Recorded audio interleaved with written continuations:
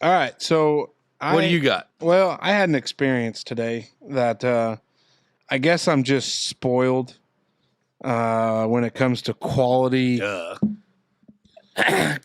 pokers of the blood draws. I had a little doctor's appointment today, and little blood work needed to be done. Nothing major, nothing serious.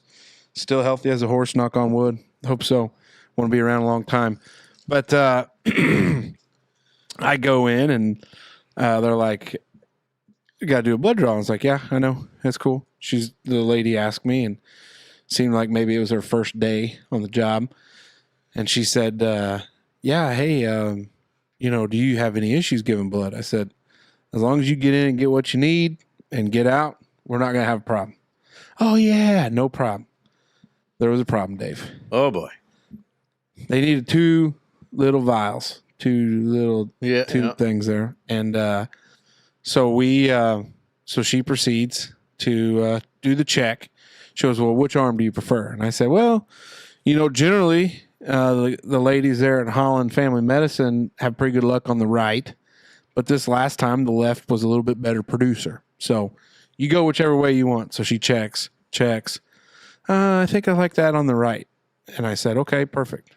Sounds great. They go for that big boy right here up top? Sometimes. A lot of times they do. So she gets over there, and we're talking, and just small talk, normal small talk stuff. Then she dives in. And then you feel that initial. And then usually about that time, like I hear the first two being filled and the next one going in. Then there's this awkward silence as she's digging around in my arm. And I'm like, she goes, well, seems that I've missed. Oh, okay. Hey, no big deal. She goes, well, we'll go over here and try the left. She proceeds to pull out, and I go, okay, no problem. No big deal. She comes over here to the left. Same routine, start going. She goes, oh, I got one, and I was like, okay, that's good. So she fills up one, and then I don't know, like if the tap ran dry, but then she couldn't get the second vial filled. And then next thing you know, she's over here digging around. Oh, I mean, like legit, like. Yeah, they pry around. Trying to find where it's at. And she got like, well, I don't think I got enough in that second vial. And I said, well, because as she pulled the needle out, her exact words were, well, I don't think that'll bruise. And I'm like, well, you just dug around. You just dug around for 15 minutes. I'm going to look like a heroin addict. Yeah. Next time. I'm not going to be able to wear short sleeve shirts for a month. Yeah. So she, after she proceeded to dig around, I said, okay. And she's like, well, I don't think that's enough. She pulls out a manual.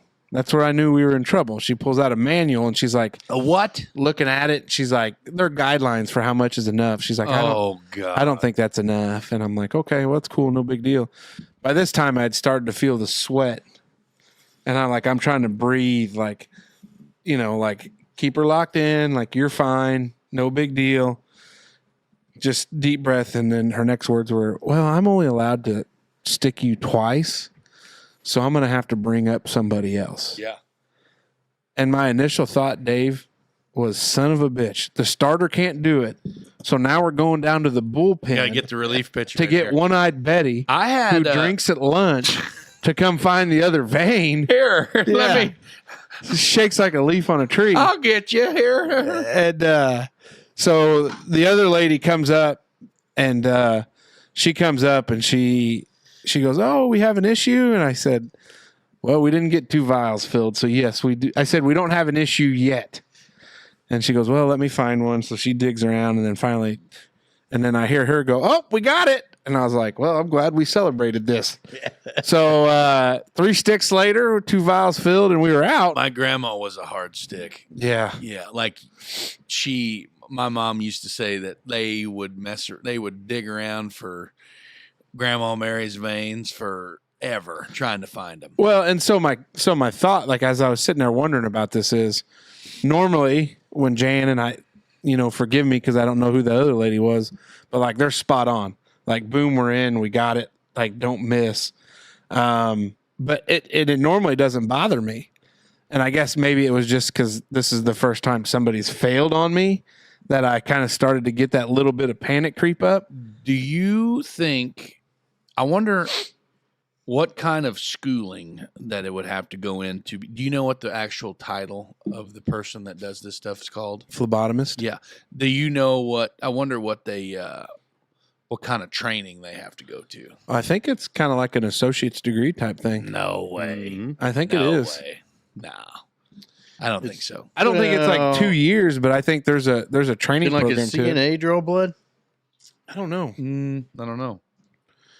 Because a lot of times those RNs that do it. So if 40 to 80 Hours. in-class hours and 20 to 40 clinical hours is all the training. I just saw somebody on Facebook sharing pictures of their kids' hall for Christmas, and somebody got their daughter a vein, like a IV practice kit, like a big rubber arm, and with You sure it was the same rubber arm? You sure it was an IV? Did the hand seem to be a little like this shaped or whatever, or was I it? didn't pay attention. I had to go. Was back the and hand double like check. this?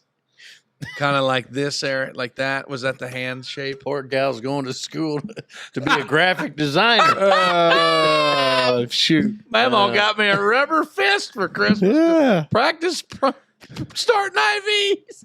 Well, sweetie, you said you wanted to get Gosh, into I don't know content who that was creation. I seen it on, but now I'm gonna have to play through Facebook to see if I got to delete this whole comment.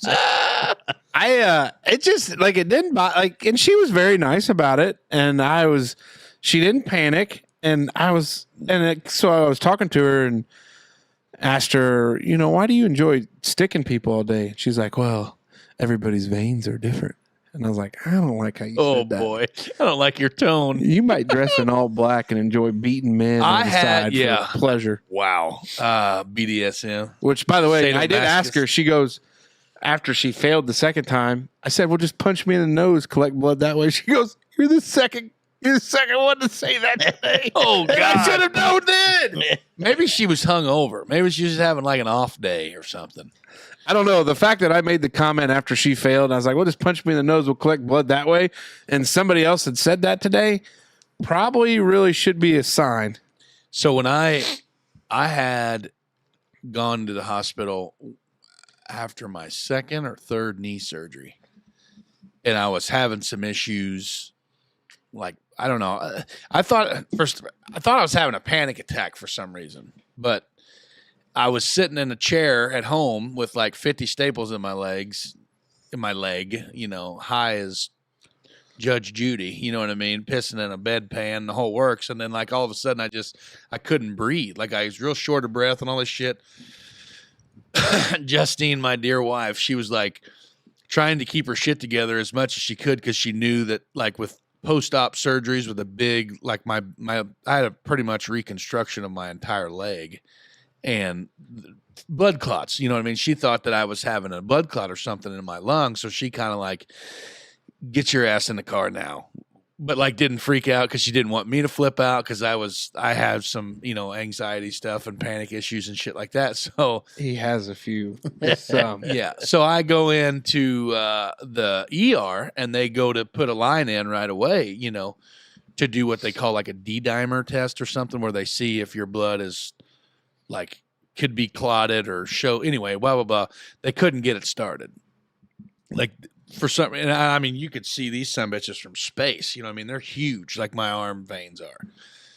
Stevie Wonder could probably put a line in if he had to, and it's like this woman couldn't do it, so they had to bring a seasoned veteran in. Luckily, friend of mine and my dad's and my grandpa, which I'm sure you know it, Mr. Bob Veach. Yeah. Yeah, used to be I don't know if is he corner still? I don't think he is a corner Anyway, anymore. he is an absolute. Well, his son's a big fan of the program. Yeah, exactly. Oh, BJR, or not BJR, that's Big John Reed. Big John Veach is a big fan of the show. But they had old Bobby come down there and first freaking pick, man. First shot he got me. You know what I mean? Guy, he's older, shaking like a leaf, you know what I mean? Been doing it for 200 years, you know, and he got her in there right out of the gate, you know, and I'm like, well, sometimes they just got to call in the pros, you know, because he's on an ambulance all the time, you know what I mean? So that's, And those guys that start them on ambulances and stuff, yeah, good they God. have to Well, be, yeah, you're as beating their around. partner's driving her 90 through the streets of Huntingburg, trying to get a line in. There's a big fan of the show that I may be related to that is an avid watcher. Yeah. Go ahead. This is what he does. Like, I'm not going to say names, but enough descriptive details. Yeah, we know who you're talking about. He is getting a flu shot is tough. Lights out. He not a fan. Big friend of he's passed away now, but every time we go in for the health fair, Yeah. lights out. As Yeah. soon as she even talk about blood draw, Yeah. he was just getting all white and noodle legged. So a certain individual who shall not be named had a certain procedure that you get done to look at your, you know, it's kind of a rite of passage as you get older, but that, Glamour shots. you know, when you get those done, and they had a old nurse that had been on the admin side that had got back into the working side of it. Oh God. And she was trying to put a line in old this individual. Yeah. And I walk back and there's some blood here and there. And Oh shit. I said, what in the hell happened? And well, we had a little bit of issue the nurse was still there. Well, we had a little bit of issue getting started, and you know, he went down, you know, kind of got white face and went down. And then, like, when she left, I said, so what really happened? He goes, she missed, started digging, and then I could feel the blood running down my hand. And he goes, that's where I went out. Game over. Game over. But he's not, and another certain individual who shall remain nameless, but just got engaged. He's the same way too. He can't handle it. Really? He can't handle it. Yeah. And I don't know. I'm not a big fan of shots or blood draws, but I have no problem with tattoos. Isn't that wild? That's I think crazy. it's a depth. You think so? situation. Huh. You've just never had to go real deep, Dave? Is Never that, been bag deep in there. Huh? Yeah, never. What do you More of did just you a tip guys guy? do you guys ever do did you guys when you were in school, did they ever do blood draws when you were in school? How are they able to do that? Wait, blood draws or donate blood? Donate blood. Yeah. Donate. Yeah, I believe Blood we did, but I drive. was never, Blood drive. I never participated. I always did because you got out of class for a little bit. But how did they do that when we weren't 18?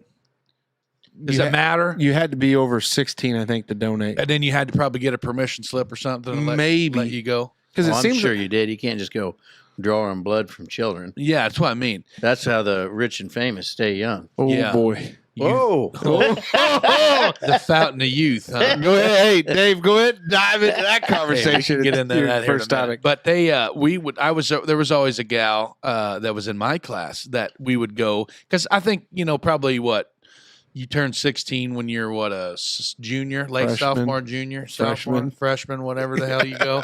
So Most people probably sophomore year. So you got couple years of blood draws that you could go to through high school, and she would go and we would all do it and everything, and she would get off the table, walking over to the snack table and just, I mean, this was after she'd already had it done, Yeah. and she would pass out every time. I've never given blood. Like sniper shot. the first- just game over. The first time I did was in high school, and I was good.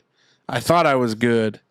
I blew off the snack table a little bit, like didn't hang out there too long. Mm-hmm. And I had gotten to class, and then I was like, oh, I feel woozy. Mm-hmm. Then the second time I did it, hung out just a little bit longer, and Yeah. it was I used no to big work deal. with. I used to work with a guy that would go to the plasma bank. I did that once. Religiously, like you. I thought about doing that in college for money. That's but what he. That's what this guy did. We had a guy that did it in college that he did it so much that he had scarred over, and they had started to look for like another. Like he had started developing on another I'm one. not 100% sure on my blood type. Like I know I have no idea. What we've mine probably talked about this before. A positive. I know, but like I think I might be